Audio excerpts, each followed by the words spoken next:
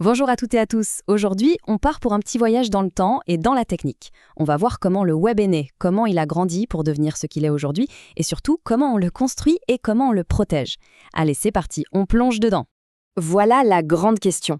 On a tendance à l'oublier, mais derrière chaque page sur laquelle on navigue, il y a tout un monde. Alors, on va décortiquer ça en deux temps. D'abord, la partie création, la construction. Et puis, la partie défense, parce que oui, le monde numérique a aussi ses dangers. Pour commencer, un peu d'histoire. Tout part d'une idée assez simple à la base. En 1989, un certain Tim Berners-Lee voulait juste que les scientifiques puissent s'échanger des infos plus facilement. De là est né le World Wide Web. Mais attention, le web de l'époque, ça n'avait vraiment rien, mais alors rien à voir avec ce qu'on connaît. On peut voir cette évolution un peu comme une série en 3 saisons. D'abord, dans les années 90, on a eu le Web 1.0. Imaginez une sorte de bibliothèque géante où on ne pouvait que lire. On consommait de l'info, point. Ensuite, les années 2000, c'est l'arrivée du Web 2.0, le web social, interactif. Là, tout le monde a eu le droit à la parole.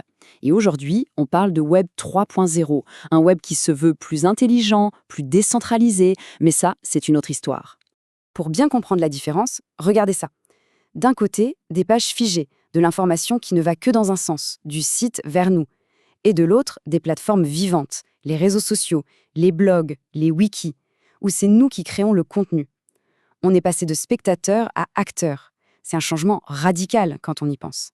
Bon, mais concrètement, comment on fabrique un site web? C'est quoi les briques de base? Pour ça, on va utiliser une analogie toute simple. Un site web, c'est comme une maison. Et pour la construire, le développeur, notre architecte, a 3 outils indispensables. Le tout premier outil, la base de la base, c'est le HTML. Ça, c'est vraiment le squelette de notre maison. Les fondations, les murs porteurs, la charpente. C'est lui qui dit « ici il y a un titre, là c'est un paragraphe, et là on met une image ». Sans HTML, pas de structure, donc pas de page web. C'est aussi simple que ça. Une fois qu'on a la structure brute, eh bien, c'est un peu moche. C'est là qu'intervient le deuxième outil, le CSS. Le CSS, c'est toute la partie décoration intérieure. La couleur des murs, le style des meubles, l'agencement des pièces. En gros, c'est ce qui va rendre la page agréable à l'œil, lisible et esthétique. C'est le design. On a donc une maison structurée et joliment décorée. Mais pour l'instant, elle est inerte. Il manque l'électricité, l'eau courante. C'est le rôle du JavaScript. C'est lui qui va rendre la page vivante et interactive. Un bouton sur lequel on clique, un formulaire qui réagit, une carte qui se met à jour en direct. Toute cette magie, c'est grâce à lui. Ok, maintenant on a nos 3 langages de base. HTML pour la structure, CSS pour le style et JavaScript pour l'interactivité. Mais comment est-ce que tout ça arrive sur un écran quand on tape une adresse dans un navigateur? Voyons un peu le plan d'ensemble. En fait, c'est un dialogue constant. Notre navigateur, c'est le client. Quand on tape une adresse, il envoie une demande, une requête, à un ordinateur distant qu'on appelle le serveur. Le serveur reçoit la demande, prépare les fichiers HTML, CSS et JavaScript et les renvoie. Le navigateur reçoit ce paquet, l'assemble et tadam, la page s'affiche. Ce petit balai se produit en une fraction de seconde, des milliards de fois par jour. Bien sûr, pour les très gros sites, les applications complexes, les développeurs ne réinventent pas la roue à chaque fois. Ils utilisent ce qu'on appelle des frameworks. C'est un peu comme des kits de construction de maisons préfabriquées. Ça leur donne une base solide et des outils déjà prêts pour aller beaucoup, beaucoup plus vite.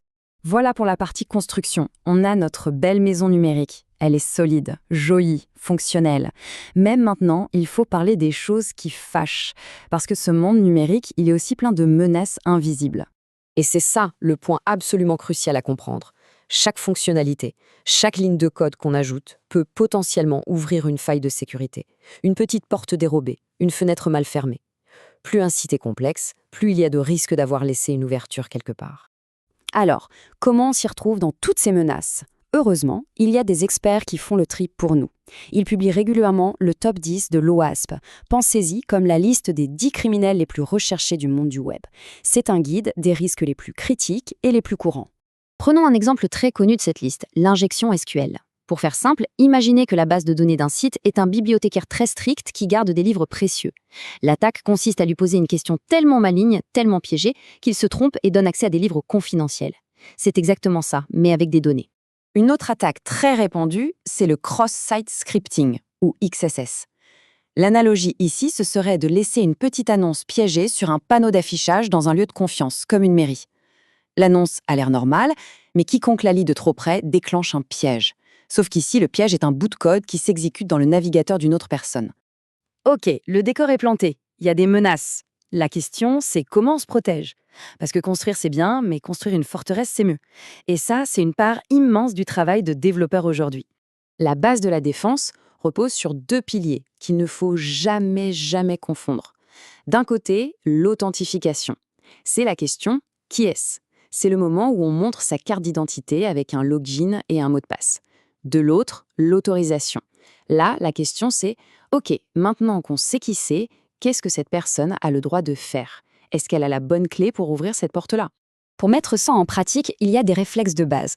Toujours utiliser le petit cadenas vert, le HTTPS, pour que les conversations soient secrètes. Se méfier comme de la peste de toutes les données qui viennent des utilisateurs. Mettre à jour ces logiciels en permanence parce que les failles sont découvertes tous les jours. Bref, la sécurité, ce n'est pas un interrupteur on-off, c'est un état d'esprit, un processus de tous les instants. Alors si on prend un peu de recul, quel est le but de tout ça ? De la création à la protection, quelle est la quête finale du développeur aujourd'hui ? En fait, l'idée, c'est de changer de mentalité. La sécurité, ce n'est pas une couche de peinture qu'on ajoute à la fin pour que ça fasse joli. Non, ça doit faire partie des fondations de la maison, dès le tout premier plan de l'architecte. Le but, ce n'est pas juste que ça marche, c'est que ça marche bien, que ce soit fiable et que ça résiste aux tempêtes.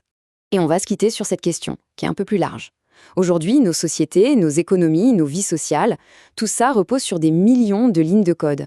Alors protéger ce code, ce n'est plus juste un problème de technicien, c'est devenu une responsabilité collective. Voilà, merci beaucoup d'avoir suivi cette exploration.